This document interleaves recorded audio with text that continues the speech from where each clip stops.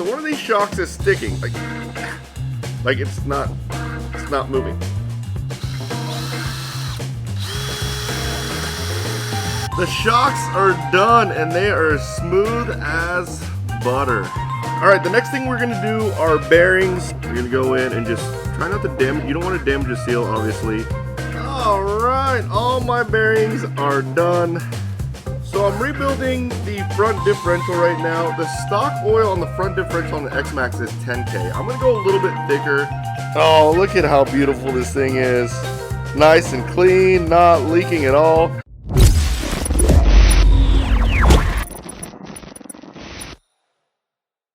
What's up guys, my name is Mark Samario. Welcome back to the channel. Welcome back to the RC vlog. It's X-Maxx day today, guys. We are going to finish this thing in this video. All right, now I have to remember how to put all this back together. Yeah, I might need the exploded view. I'm glad we haven't finished the entire rebuild because we're gonna rebuild the rear end. We're gonna de-rust the rear end of this X-Maxx using a method you guys recommended and I'm curious about. So let's go pick up that product now.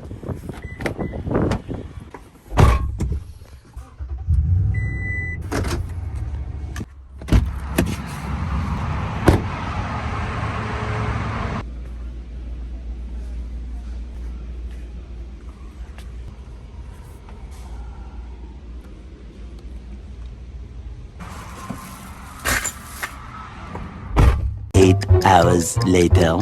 Alright guys, I gotta show you. I put the front clip back together. This is the rear clip. This is what it looked like originally. Look at all the rust in the screws, the rusty shocks, rusty drive shafts. The front end looked just like this. Looked just as bad. But check this out. This is after it's been completely rebuilt. Completely de-rusted. Bearings rebuilt. Look at how beautiful this thing is. No rust on anything. I mean, it looks absolutely amazing. I rebuilt the shocks. The shocks are buttery smooth. Oh my goodness, this thing turned out absolutely amazing. So we're gonna work on this one today, but I'm not gonna make you sit and watch me take it apart and put it back together. I'm just gonna take it all apart and then we're gonna try to de-rust it with something that you guys recommended I try, and I'll show you what that is.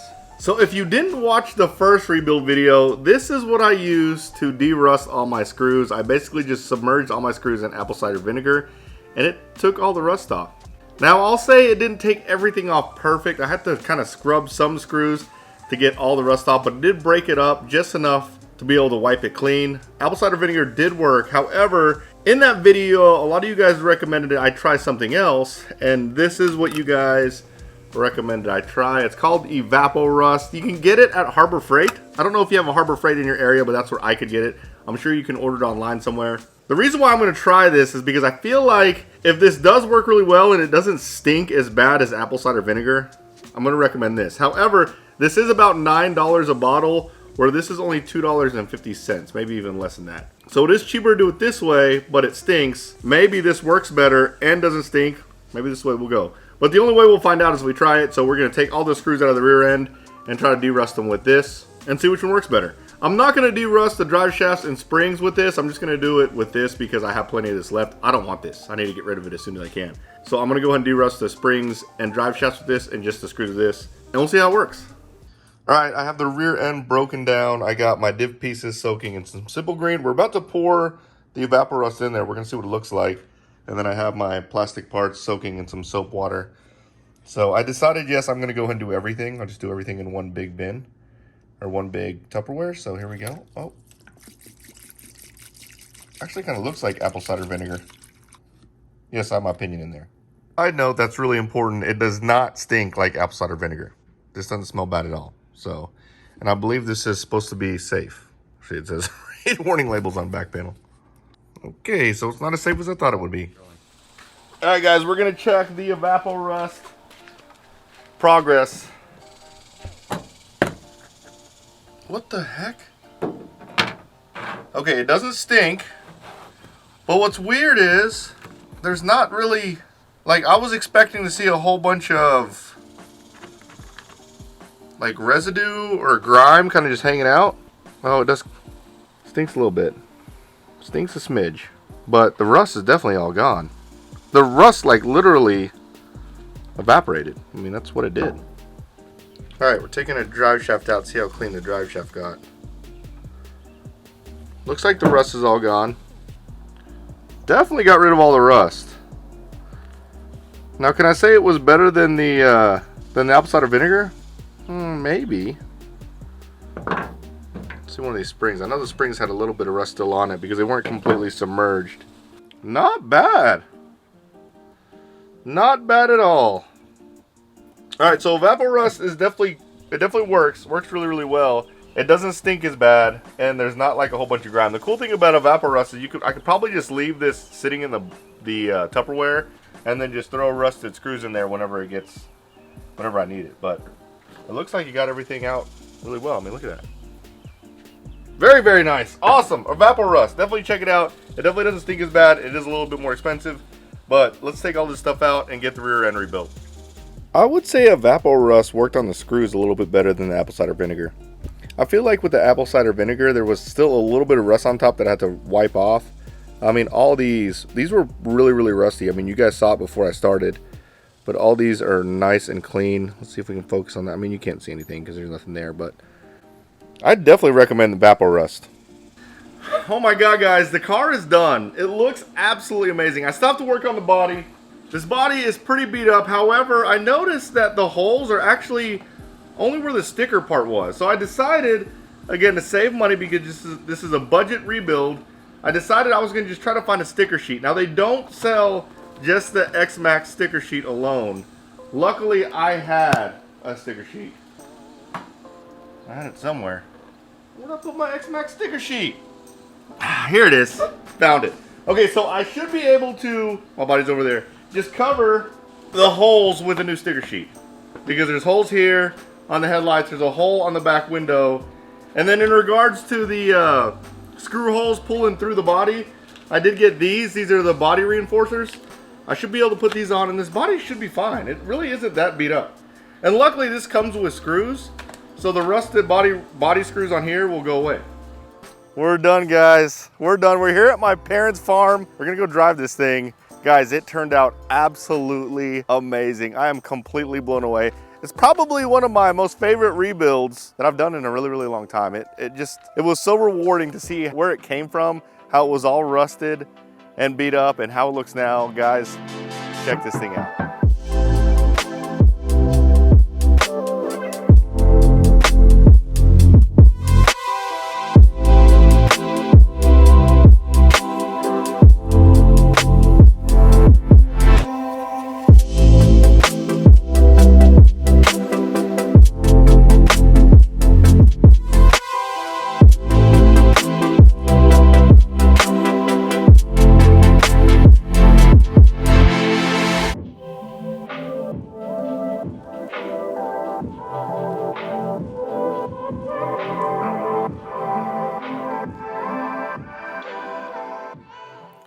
Look at this thing. There was rust on pretty much every screw on this car, including the shocks and springs. There was rust all over it. It was in good working condition. I replaced one arm like the outside, it was kind of stretched apart, so it needed to be closed up a little bit. But it was an arm I had. I added the body retainers here, so you can see the body retainers. It keeps the body from going through. Basically, the screws kind of pull through the body. This completely fixed the body. I did put the stickers over the holes, so you can't even tell that there were light holes. I mean, this body, it's scratched up, but it's in perfect running condition. A little bit of damage here, but they get beat up really quick anyways. Body's good. The car looks absolutely amazing. I will say we did the front end with apple cider vinegar and we did the rear end with Evapor Rust. I do feel like the Evapor Rust worked better. I say that because the screws have no rust on them. Now, with that said, it did discolor them a little bit. It seems like they're just a little bit lighter of a gray now. However, you can see a little bit of these screws here. There's still just a little bit of rust there. Maybe if I let it sit in the apple cider vinegar a little bit longer, it would have got it out. But I think if I could have done it over again, I would have done the entire thing in the Evapor Rust. I also did all the gears inside. Inside here, the gears were like all rusty and nasty. Now it looks pretty much brand new. It looks freaking amazing. The only other part that I added, which a lot of the X-Maxx that you buy secondhand don't come with these, are these little pieces right here. This is the pieces to run 6S. So this just pops off. But these little spacers, people usually don't run 6S. They run 8S, so they don't have them. I had to buy these. So, but aside from this and the body retainers, I pretty much didn't spend anything on this other than the cleaning supplies. So now the grand total, I didn't tell you what I got this car for, but I got it for about 450 bucks. And I say about 450 because there was a little bit of cash, a little bit of trade in there, but it was essentially $450. And now it looks absolutely perfect. I mean, look at it, guys. It looks brand new and it drives absolutely amazing. Oh man. Oh, look at that. The 6S has some power.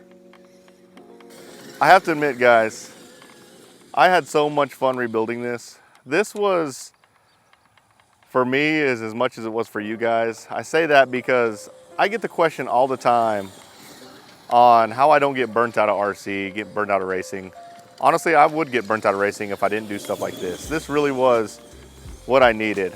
I stopped racing off-road. It's been about 2 weeks since I've raced off-road. I raced a little bit of oval, which was fun, but whenever I start to really kind of dread racing, sometimes just sitting at home in the garage and wrenching on cars like this, projects, rebuild projects, they're so satisfying, so rewarding.